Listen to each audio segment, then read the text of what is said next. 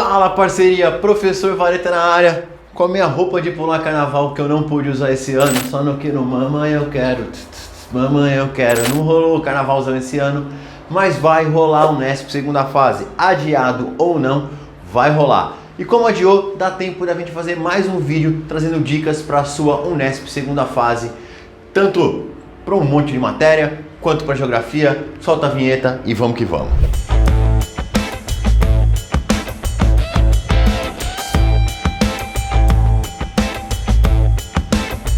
É isso aí, rapaziada. Aconteceu o que a gente não queria, estamos todo mundo confinado em casa de novo, mas você tá na segunda fase. Então tá dando tempo de preparar mais alguns conteúdos, foi pedido isso também pra mim lá no Instagram. Ô Patrick, coloca meu Instagram aqui pra galera ver. E aproveitou que você tá andando pro Instagram, deixa o seu curtir, se inscreve no canal. Cara, eu tô com quase 4 mil, me ajuda a chegar nos 4 mil inscritos. Vamos lá. Eu aqui primeiro quis trazer um geralzinho de algumas matérias que eu estava olhando na segunda fase da Unesp. O que mais apareceu nessas matérias nos últimos 4 ou 5 anos? E eu fui olhar e vi que em biologia cai muita genética, cara. Pô, tô ligado que genética é grande, mas já é um foco. Cai mais de uma questão de genética por ano naquele modelo de prova discursiva. Então tende a continuar a ser um tema muito cobrado na biologia. Na física, como praticamente todos os vestibulares, a mecânica predomina.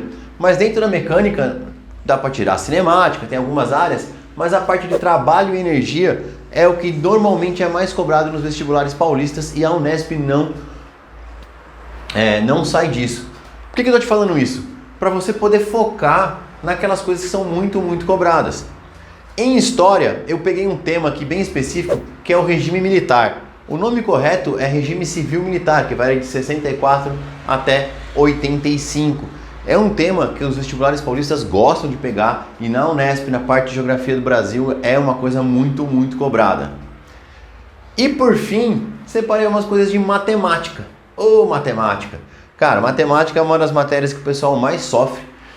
Então se você quiser focar em alguma coisa importante, falar, nossa Vareta, eu quero dar um tiro só, eu quero focar em uma coisa em matemática. Cara, geometria, tanto plana quanto espacial, são temas extremamente cobrados. Não são fáceis, não estou dizendo que os temas são fáceis, mas são os temas que estatisticamente mais caem.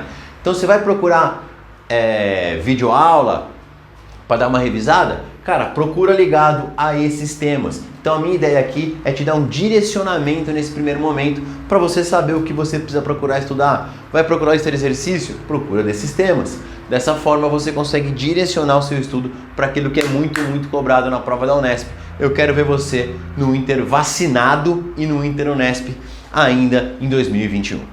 Tranquilo? Firmeza? Bom, antes de seguir, eu estou deixando aqui na descrição o canal do Telegram, porque lá nesse canal do Telegram eu vou lançar o meu livro Hackeando Aprovação. Ele já está em fase de revisão, está quase pronto. Teve até alguns estudantes que leram a versão beta dele, faltando algumas partes, mas leram a versão beta, me deram os feedbacks. Estou arrumando ele para ainda em março soltar esse livro para vocês. Então vou deixar a descrição aqui do grupo do Telegram para quem quiser receber o desconto especial desse livro. Ele vai sair lá na Amazon Kindle, certo? Dito isso, vamos para a parte que eu gosto, vamos para a matéria amorzinho, que é a nossa querida geografia. Na geografia tem um ramo que a gente chama de geografia humana. A geografia humana entra tanto a parte de população, que é a parte de demografia, uma parte que eu gosto bastante, quanto a parte de urbanização, que eu também gosto bastante. E na Unesp, esse é um tema que aparece bastante. Nossa, falei bastante várias vezes, né? Esse é um tema que aparece muito. É um tema tradicionalmente cobrado nas provas da Unesp. Vareta, então o que eu preciso lembrar fazendo aquela revisãozinha de geografia humana? Eu começaria lembrando as teorias demográficas.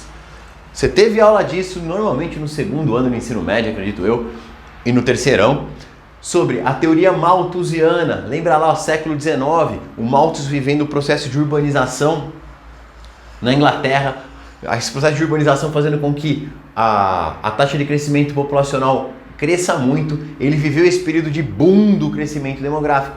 E ele vai criar uma teoria louca, dizendo que a população está crescendo muito rápido. Ele escreve um livro chamado Ensaio sobre as populações e a natureza dos recursos limitados.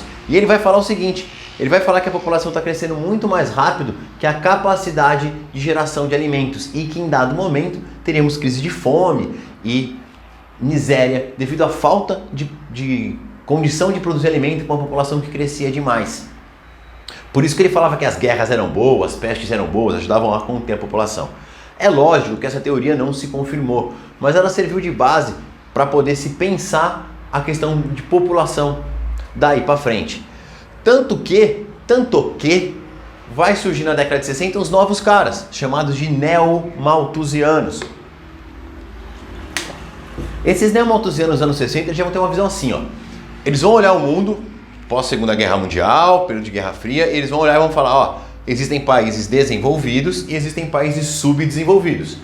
Aqui nos desenvolvidos, o crescimento vegetativo, o crescimento populacional, ele é contido, porque as pessoas já têm poucos filhos. Nos países subdesenvolvidos, vixe, a população cresce pra caramba. O ápice do Brasil de crescimento populacional é a década de 60. Eles têm muitos filhos. Então olha o que eles pensaram. Pouco filho é desenvolvido, porque sobra mais dinheiro para investir na economia. Países com população controlada, o governo consegue focar mais na economia e não em tentar gerar infraestrutura para essa população. Países com muitos filhos são subdesenvolvidos, porque o governo fica gastando para fazer escola, fazer infraestrutura e não investe na economia. Solução que esses caras pensaram: vamos criar políticas de controle de natalidade, porque se a gente controlar a natalidade, vai sobrar dinheiro para investir na economia e o país vai se desenvolver. Essa teoria não se comprova, ok? Isso não aconteceu. O Brasil reduziu o número de filhos e não se desenvolveu. Porém, alguns países adotaram restrições e controle da natalidade. O caso mais famoso, mais emblemático, é o caso da China. Cara, se você, que já nem tem mais a política do filho único, né? Ela durou até 2015, da década de 70 até 2015, mas tem um filme, um documentário de uns 50 minutos muito legal falando sobre isso na Amazon Prime. Olha eu fazendo propaganda de grátis aqui. Ele se chama One Child Nation. Cara, se você puder assistir esse documentário, 50 minutinhos, você vai sair chocado de como era a política do filho único lá na China, ok? Bom, esses neomalthusianos, eles foram rebatidos, voltando aqui para as teorias, por uns caras chamados de teoria reformista. O que eles vão pensar? Eles vão inverter a lógica dos neomalthusianos. Os neomalthusianos falavam assim, ó, precisamos conseguir fazer um controle demográfico para chegar ao desenvolvimento. Os reformistas vão falar não. O desenvolvimento naturalmente leva à redução de filhos. Cara, pensa o Brasil, pensa nós. Teve alguma lei proibindo ter filho, limitando o número de filhos? Não, mas quando nos tornamos um país mais urbano, quando elevamos a escolaridade da população, naturalmente nós reduzimos o número de filhos. E é assim que aconteceu no mundo todo. Com isso, a teoria reformista é a teoria mais aceita, tanto que tem o gráfico da transição demográfica. Lembra desse gráfico? Ô Patrick, bota o gráfico aqui para os moleques verem, ó. Não sei porque eu faço isso, subiu. Mas você tem que saber interpretar esse gráfico na prova. Não vou detalhar ele aqui porque isso é uma revisão. Ok? Última coisa. Surgiu nos últimos anos uma teoria chamada de ecomalthusianos, que é a ideia de que você teria que fazer um controle demográfico pensando na questão ambiental. Quanto mais gente no mundo, mais extraímos recursos, consequentemente mais impacto ambiental. Só que essa teoria também é maior furada. Por quê? Porque as pessoas não consomem recursos do planeta de forma igualitária. Um cara que nascer nos Estados Unidos, ele vai consumir, 30 vezes mais recursos do cara que nascer no Congo. Então, não adianta eu falar pro Congo fazer um controle demográfico se o cara nos Estados Unidos está consumindo pra caramba. É um conceito que a gente chama de pegada ecológica. A pegada ecológica dos americanos é muito maior que a pegada ecológica do Congo. Então esses ecomalthusianos estão fora também. Certo? Indo para a transição demográfica. Vamos lá lembrar que o Brasil, pegando o caso do Brasil como exemplo, éramos um país muito jovem, com muitos jovens, uma média de idade baixa, pouquíssimos idosos, muita taxa de natalidade, a galera mandava ver e fazia filho sem parar, e a mortalidade também muito alta, com baixa expectativa de vida. E com o tempo nós estamos mudando para um país que está envelhecendo, cada vez menos filhos, cada vez menos jovens, o número de adultos crescendo, o topo da nossa pirâmide aumentando com o número de idosos. Então, quando você pensar na transição demográfica, Ficar de olho nas causas, o que fez com que a gente mudasse nosso comportamento reprodutivo, os fatores da urbanização, mulher no mercado de trabalho, uso de contraceptivos, e as consequências dessa transição, que é esse envelhecimento da população e os impactos que isso causa tanto na saúde quanto na Previdência. A reforma da Previdência foi aprovada falando que no futuro teremos tantos idosos que a gente não conseguiria sustentar, então teria que mudar o sistema. A transição também pode aparecer nas pirâmides etárias. Gostaram do desenho da minha pirâmide aqui?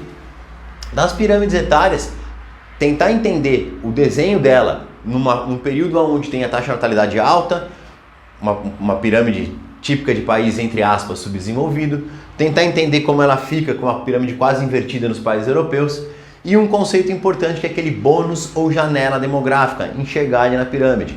Para quem não lembra rapidinho, o bônus demográfico ou janela demográfica é aquela parte da transição que nós temos uma porcentagem muito grande de adultos. Vamos lembrar que o adulto é a força de trabalho, então ficar ligado nesse conceito. Para fechar a parte de população, fazendo a nossa revisão de geografia humana aqui, ficar ligado nas migrações. Migrações dá para abrir um leque muito grande, mas eu queria focar em duas coisas. As migrações, principalmente internacionais, gerando casos de xenofobia. Isso aconteceu muito a partir da crise dos refugiados de 2015. Cara, você lembra dessas imagens da crise dos refugiados? Acho que uma das coisas mais simbólicas foi a foto daquele menininho que apareceu boiando na praia da Turquia. E toda a movimentação que apareceu a partir daí. E a Europa recebendo esses refugiados, recebendo os imigrantes, e a extrema-direita começando a olhar isso cada vez de uma maneira mais violenta até, e esses casos de xenofobia, de agressão, crescendo nessas regiões. Tanto que os partidos de extrema-direita, que têm a pauta antimigratória, são sempre a segunda, terceira força na maior parte dos países, quando não a primeira, como na Hungria. Pensando uma outra coisa que apareceu muito sobre migrações, é a migração pendular. Você lembra aquela migração pendular? Aquele cara que vai e volta para uma cidade todo dia? Então o cara que mora, sei lá, em São Bernardo e trabalha em São Paulo, o cara que mora em Niterói e trabalha no Rio de Janeiro, e ele faz esse movimento de ir e voltar todo dia, a gente chama isso de migração pendular. Fica ligado também que pode aparecer aquele mapinha com os fluxos migratórios do Brasil. Então tentar relacionar o fluxo migratório que aconteceu no Brasil com o tipo de atividade econômica que estava acontecendo ali. Não dá para eu fazer uma aula completa para vocês, né, mano? Tô falando que isso aqui é uma revisão. Cada tema daqui mereceria 1 a 2 aulas, então vamos com calma, não me xinguem. Então pega aquele mapinha, você tem ele no seu material, você vai achar ele na internet, e tenta associar os fluxos migratórios dentro do Brasil com as atividades econômicas que aconteciam naquele período. Isso pode aparecer na sua prova. E para fechar, a parte de urbanização. Aqui eu vou ser sincero, você quer ver com profundidade? Você vai clicar nesse card aqui, que tem uma playlist com 3 aulas de urbanização. Uma falando sobre todos os conceitos que vira e mexe aparece. Cidade global, megacidade, metrópole, região metropolitana, todos os conceitos referentes à urbanização são importantes. Você tem um vídeo só sobre isso. Eu tenho um vídeo sobre como se dá essa urbanização no Brasil. E eu tenho um vídeo que é sobre o problema da moradia.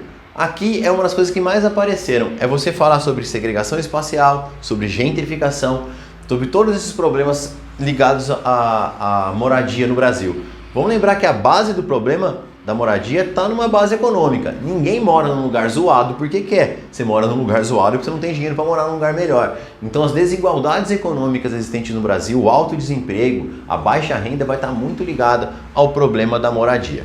Além da moradia, um outro problema que apareceu bastante nas provas é o problema de mobilidade urbana. Vamos lembrar que lá em 2013 teve um monte de manifestação que virou uma bagunça, mas ela começou com as pessoas questionando o aumento dos ônibus, certo? No Chile, em 2019, aquele monte de protesto que culminou com os caras tendo que fazer uma nova constituição no Chile, começou pelo aumento do transporte. O transporte coletivo, transporte é um dos fatores de gasto muito grande para a população mais pobre que depende dele. E no caso brasileiro ele é ruim, no caso brasileiro ele é ineficiente, ele é caro. Entender como isso dificulta. Como aqui no Brasil nós utilizamos muito transporte individual e isso gera muito mais poluição, gera muito mais congestionamento, então trabalhar esse problema da mobilidade urbana também entre os problemas de urbanização. Certo, pessoal? Cara, estamos esperando aí essa data da Unesp, espero que ela venha logo para você acabar com essa agonia, para você poder fazer o que você tem que fazer. Às vezes você mais que acabe, né? Passando ou não passando, eu quero que isso acabe. Mas você vai passar, enquanto eu puder te ajudar, eu estarei aqui. Beijo para vocês, continuem estudando, não desistam que a aprovação vai chegar. Bora pra facu!